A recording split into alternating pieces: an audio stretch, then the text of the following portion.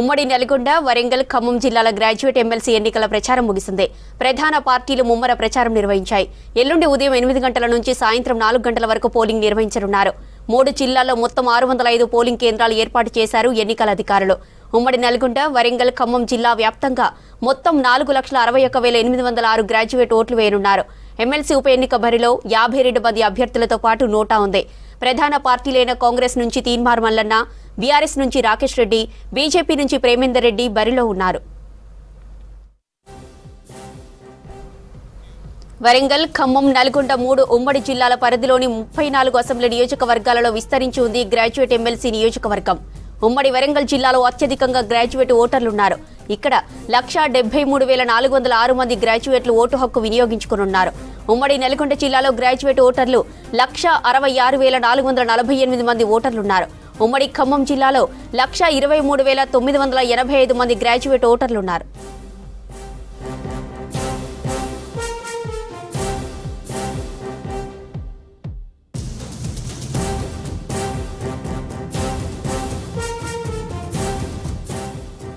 Graduate ఎన్నికలకు ఏర్పాట్లు చేస్తోంది ఎన్నికల సంఘం. ఓటు హక్కు ఉన్న ప్రభుత్వ ఉద్యోగులకు ఈ నెల 27న ప్రత్యేక క్యాజువల్ సెలవు ఇవ్వాలని రాష్ట్ర ఎన్నికల ప్రధాన అధికారి ఉత్తర్వులు జారీ చేశారు. ప్రైవేటు సంస్థలు తమ ఉద్యోగులు ఓటు హక్కు వినియోగించుకునేలా ఏర్పాట్లు చేయాలని సూచించారు. అవాంఛనీయ ఘటనలు జరగకుండా పోలింగ్ కేంద్రాల బందోబస్తు నిర్వహిస్తున్నామన్నారు పోలీసులు. ఈ నెల 27న వరంగల్లో 144 సెక్షన్ అమలు చేస్తున్నామన్నారు police commissioner Ambar Kishore. Polling కేంద్రాల దగ్గర గుమికూడదన్నారు. వరంగల్లో ఈ నెల 27న సభలు, ర్యాలీలు నిషేధమని చెప్పారు.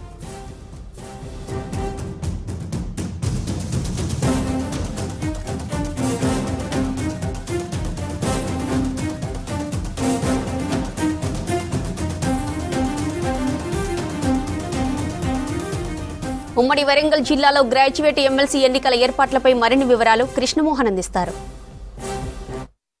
ఎమ్మెల్సీ ఎన్నికల పోలింగ్ కోసం సర్వం సిద్ధమవుతుంది. వరంగల్, ఖమ్మం, నల్గొండ ఉమ్మడి జిల్లా పరిధిలో ఉన్నటువంటి ఈ ఎన్నికలకు సంబంధించిన పోలింగ్ కోసం ఎన్నికల అధికారులు అయితే ఏర్పాట్లన్నీ కూడా చేస్తున్నారు. 27వ తారీఖు నాడు ఉదయం 8 గంటల నుంచి సాయంత్రం 4 గంటల వరకు 4,63,839 మంది ఏదైతే ఎన్రోల్మెంట్ చేసుకున్నారో గ్రాడ్యుయేట్ ఓటర్సు తమ ఓటు హక్కును వినియోగించుకున్నారు. అయితే సాధారణ ఎన్నికలకు, ఎమ్మెల్సీ ఎన్నికలకు సంబంధించి కూడా చాలా భిన్నంగా ఈ ఎన్నిక జరుగుతుందని చెప్పచ్చు. జనరల్గా అయితే ఎంపీ ఎలక్షన్స్ కావచ్చు, ఎమ్మెల్యే ఎలక్షన్స్ ఇవంతా కూడా ఈవీఎంల ద్వారా ఈ పోలింగ్ అంతా జరుగుతుంది. కానీ ఎమ్మెల్సీ ఎన్నికలకు సంబంధించి బ్యాలెట్ పేపర్ తోటే ఈ పోలింగ్ జరుగుతుంది. దానికి సంబంధించినటువంటి జంబో బ్యాలెట్ పేపర్ను ఈసారి రెడీ చేశారు.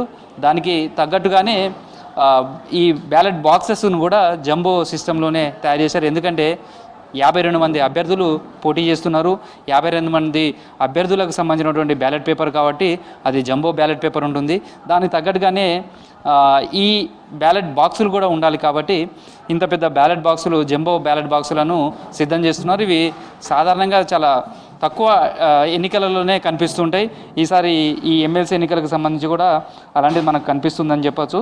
అయితే జనరల్గా కూడా ఈ ఎన్నికలకు సంబంధించి కూడా ఈ విధానంలో అంటే జనరల్గా ఏదైనా ఎలక్షన్స్లలో ఒక అభ్యర్థి పోటీ చేసే వ్యక్తికి ఒక ఓటు వేసేయడానికి మాత్రమే అవకాశం ఉంటుంది. కానీ ఎమ్మెల్సీ ఎన్నికలకు సంబంధించి చూస్తే పోలింగ్ కావచ్చు, తర్వాత కౌంటింగ్ సంబంధించి కూడా చాలా ప్రత్యేకత ఉంటుందని చెప్పచ్చు. ఓట్ల లెక్కింపు కూడా ఇది చాలా ప్రత్యేకత ఉంటుంది.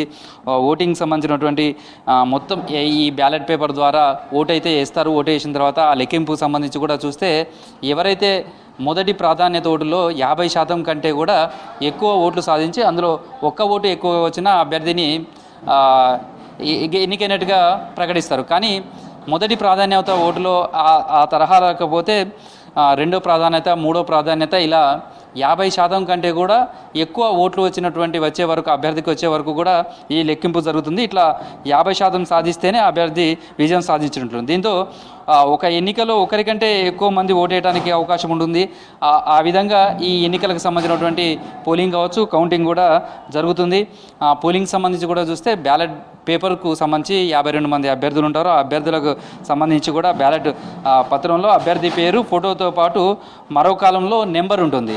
అంటే బ్యాలెట్ పేపర్కి సంబంధించి చూస్తే ఆ బ్యాలెట్ పేపర్ పత్రంలో అభ్యర్థి పేరు, ఎవరైతే క్యాండిడేట్ ఉంటారో ఆ క్యాండిడేట్కి సంబంధించినటువంటి పేరు ఉంటుంది, అతని ఫోటో ఉంటుంది. తర్వాత మరొక బాక్స్, చిన్న కాలం ఉంటుంది. ఆ కాలంలో అభ్యర్థికి సంబంధించినటువంటి ఓటు వేయాలంటే రోమన్ అంకెలో 1 మొదటి ప్రాధాన్యత ఓటు అయితే, రెండో ప్రాధాన్యత ఓటుకు సంబంధించి వేయాలి అనుకుంటే రెండో నెంబరు వేయాలి అభ్యర్థి ముందు, మూడో ఓటు వేయాలనుకుంటే అట్లా పోటీ చేసే అభ్యర్థులు అందరికీ వేయచ్చు. కానీ ఇందులో ఏ నెంబర్ వేసే విధానంలో ప్రాధాన్యత ఓటు ఏదలుచుకున్నారో ఆ అభ్యర్థి ముందు మాత్రం మొదటి ప్రాధాన్యతకు సంబంధించి వేయాలి అనుకుంటే 1వ నెంబర్ వేయాలి.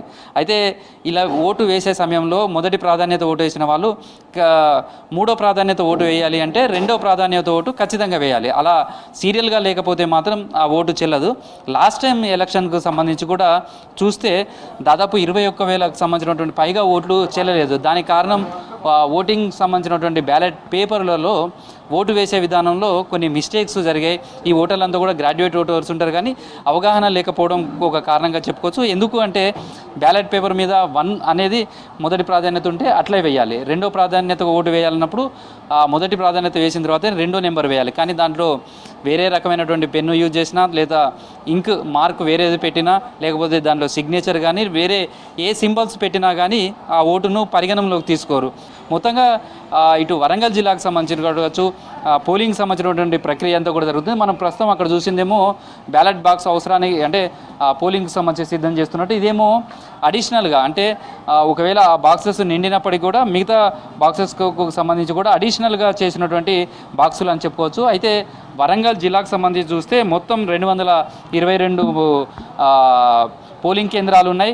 104,723 మంది ఓటర్లు ఉన్నారు. ఇందులో 63,119 మంది పురుషులు ఉంటే మహిళల కాడికి వచ్చేసరికి 63,119 మంది ఉన్నారు. గత ఎన్నికల కంటే భిన్నంగా ఈసారి ప్రచారాలు అయితే ప్రధాన పార్టీలన్నీ కూడా చాలా ఎక్కువ ప్రచారాలు చేశాయి. ఇటు కాంగ్రెస్ నుంచి తీన్మార్ మల్లన్న, అదేవిధంగా బీజేపీ నుంచి ప్రేమేందర్ రెడ్డి, బీఆర్ఎస్ నుంచి రాకేష్ రెడ్డి ముగ్గురు పోటీ పడుతున్నారు. ఇందులో ప్రేమేందర్ రెడ్డి కావచ్చు, తర్వాత తీన్మార్ మల్లన్న గతంలో పోటీ చేసినటువంటి వాళ్ళు. రాకేష్ రెడ్డి తొలిసారి ఈ ఎమ్మెల్సీ ఎన్నికల్లో బరిలో నిలిచారు. మొత్తం 52 మంది అభ్యర్థుల భవితవ్యాన్ని తేల్చేందుకు గ్రాడ్యుయేట్ ఓటర్లంతా కూడా సిద్ధమవుతున్నారు. ఈ నెల 27వ తారీఖు ఎల్లుండి 27వ తారీఖు 8 గంటల నుంచి ఈ పోలింగ్ ప్రారంభంగా ఉంది.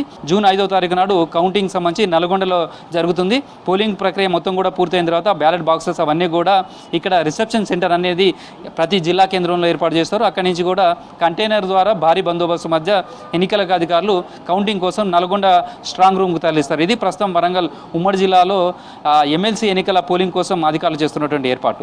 వీడియో జర్నలిస్ట్ క్రాంతి కుమార్తో కృష్ణమోహన్, V6 న్యూస్, వరంగల్.